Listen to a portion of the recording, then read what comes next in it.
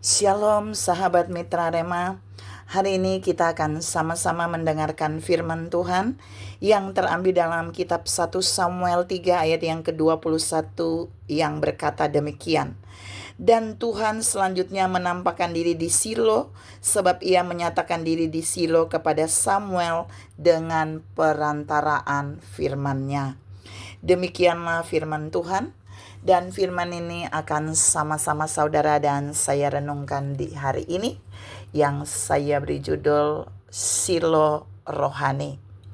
Saudara yang saya kasihi dalam Tuhan Yesus Kristus, sebenarnya kata Silo itu adalah tempat menyimpan sesuatu yang dilindungi dan tidak bisa ada akses untuk orang mengambilnya. Ini pengertian umum dari Silo.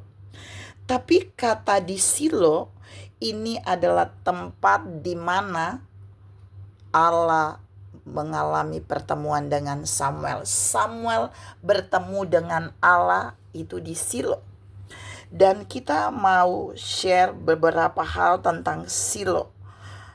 Yang pertama ketika Tuhan bertemu dengan Samuel di Silo, itu sebelumnya berpuluh tahun sudah lama Allah tidak pernah berfirman kepada manusia.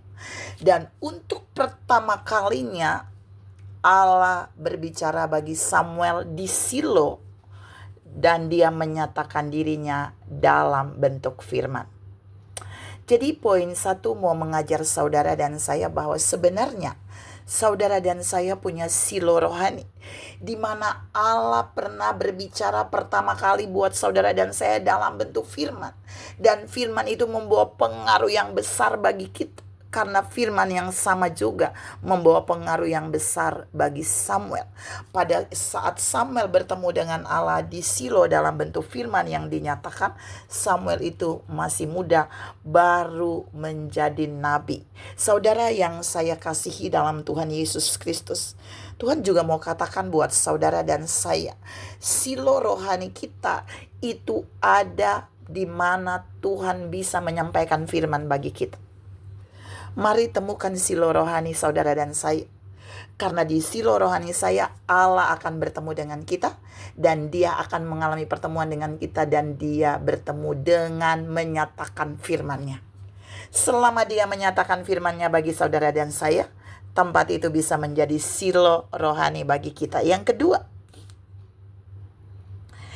kedua, kita mau lihat di dalam Yeremia 7 ayat yang ke-12.